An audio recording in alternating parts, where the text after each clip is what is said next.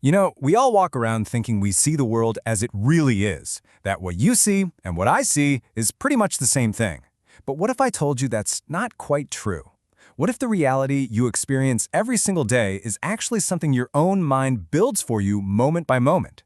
It's a huge idea, so let's get right into it. All right, first up, a little experiment. Take a good look at this dancer. Which way is she spinning? Is it clockwise or is it counterclockwise?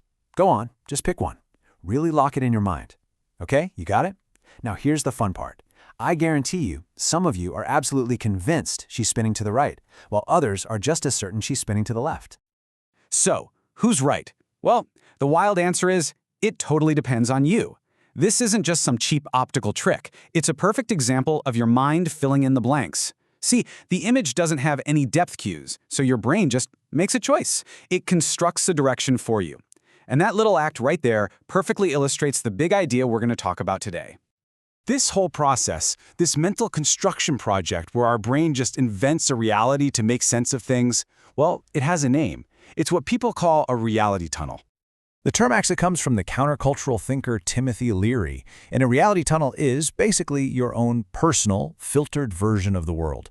Think of it like this. Your mind is a film editor. It's constantly getting footage of reality, and it just snips out all the scenes that don't fit the story it's already telling, and it highlights all the bits that prove its story is right.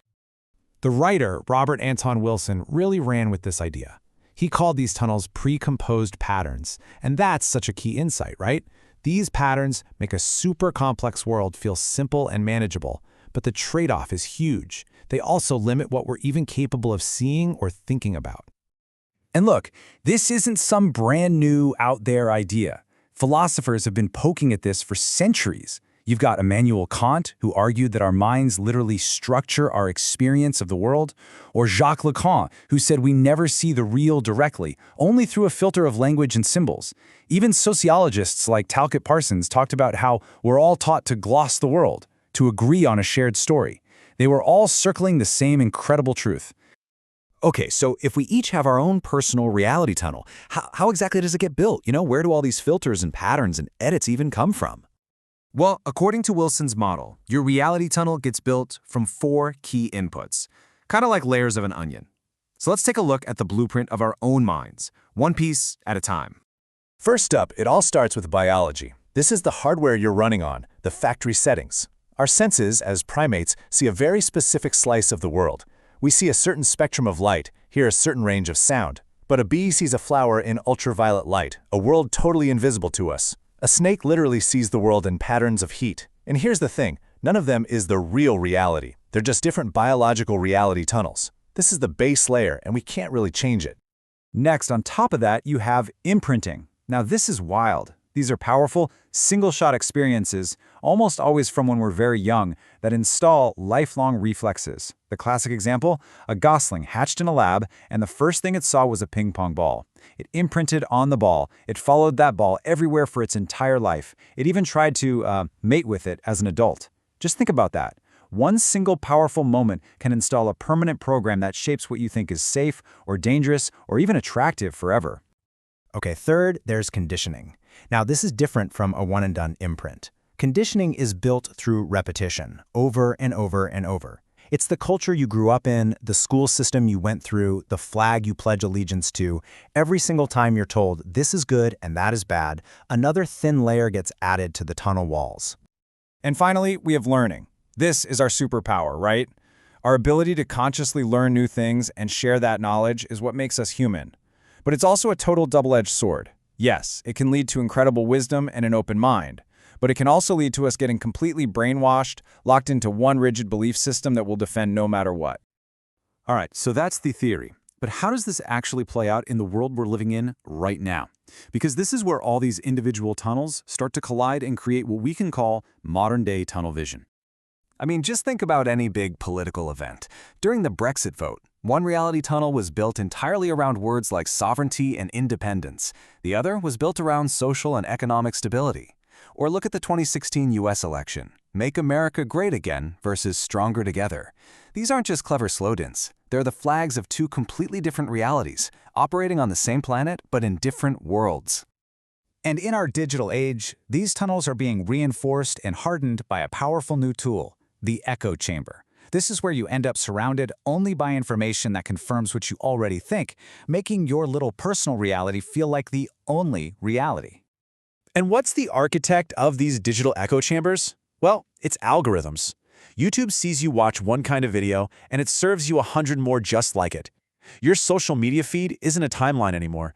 It's a what we think you'll agree with line.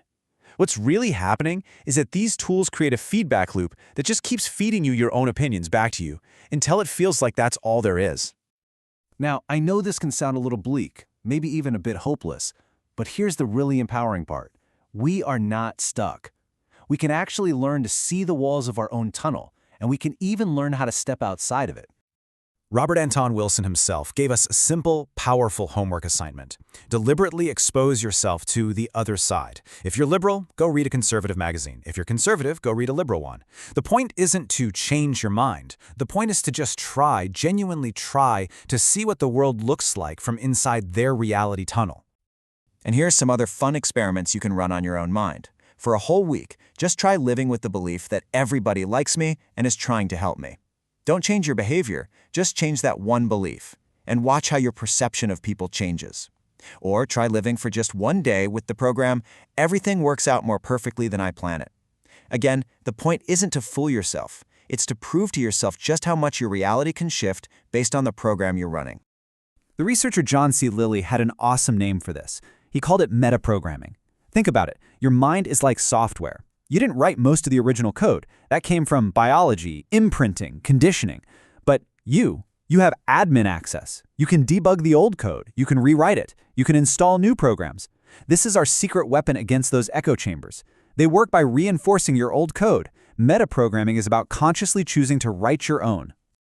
Ultimately, the goal here isn't to find the one true reality tunnel and live there forever. No, the real goal is to achieve what's called metacognition. It's the ability to step back and just become aware of your own thoughts, to see the patterns, to see the tunnel itself instead of just a view from inside it. That, right there, is real freedom. And you know, this super modern-sounding psychological concept is actually ancient wisdom. The Buddhists said it thousands of years ago. Our world is founded on our thoughts. The reality we get to experience is a direct result of the mind that is doing the experiencing. And so all of this leaves us with one last really important question. Knowing what you know now, that your reality is a construct, that it's flexible, and that you hold the power to reprogram it. What belief, what assumption, what part of your reality are you going to question first?